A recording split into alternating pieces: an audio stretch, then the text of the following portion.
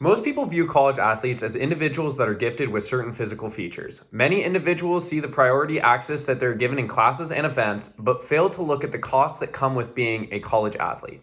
Resolved. The NCAA should pay college athletes for their play as athletes. Observation 1, resolutional analysis.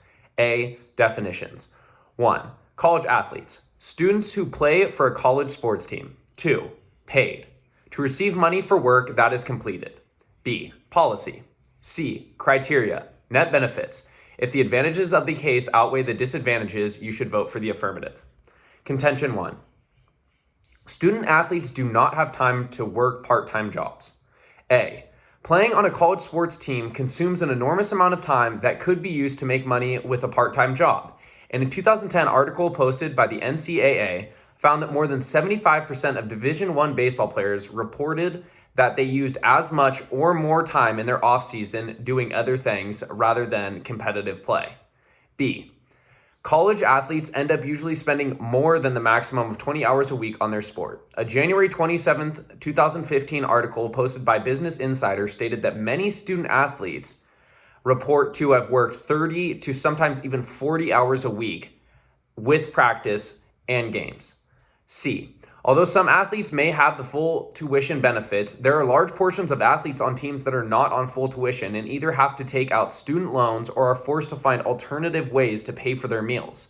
In a February 9, 2020 article posted by the National Scouting Report, found that the average athletic scholarship aid is around 2% for athletes out of high school. This number is for athletes that only receive some sort of scholarship. And in a March 9th, 2020 article posted by US News, it stated that the average athletic scholarship is about $18,000 per student athlete, which seems like a lot, but with the cost of attendance for out-of-state students is around $22,500, and with private schools, it's around $36,000. With thousands of dollars being separated from the cost of attendance, we can see how athletes get in financial trouble with them not being able to pay for their education. Contention 2, the risks that athletes put on their bodies in their sports outweighs the benefits that their sports really give them. A. ACL tears, concussions, and other injuries are all common things that happen to college athletes. An article posted by The Atlantic on May 1st, 2013 stated that National Collegiate Athletic Association, or the NCAA, Division I manual includes more than 400 pages of mandates for its member schools, but there's less than a page regarding healthcare for athletes. B. The injuries that are seen throughout the college sports level tend to follow the athletes into their adulthood, and their lack of financial compensation hinders their ability to receive benefits and also hinders their ability to do jobs after they stop playing the sport. C. College athletes put their bodies on the line when they perform their sport. 1. They're continually asked to push their bodies past their comfort levels, and a 2012 article posted by Science Daily found that nearly 30% of all college athlete injuries are a result of overuse. And 2, some athletes have ended up dying trying to keep up with the strenuous workouts during practices. In a September 28, 2018 article posted by the American Council on Science and Health found that 30 college athletes have died since 2000 directly related to the athletes being severely overworked, which in turn, when they're not even being paid for what they're doing, just doesn't make sense. The plan.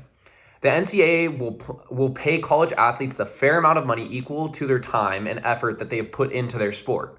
1. Administration will be through the NCAA. 2. Enforcement will be through the NCAA, universities, and their sponsors. And 3. This plan will use the money that is generated from the athlete's play to go back towards the athlete's financial compensation so they can get an education. Contention 3. This plan will encourage wider participation. A. More young kids will be encouraged to get a college education and play a sport because they will have the ability to receive money. And B. Many students give up sports because they have to get a job to make money, but if the money was given to them for playing for the athletic team, they will continue their athletic careers and could end up maybe being professionals. Advantage. Student athletes will be able to keep their focus on the things that matter most to them. A. The student athletes will be able to focus solely on school and their sports without the thought of how they're going to pay for everyday expenses. B. The plan ensures that athletes will receive the money that they deserve. And C. Giving money to the student athletes gives them huge incentives to why they should continue to play for universities and why other people should come to those universities.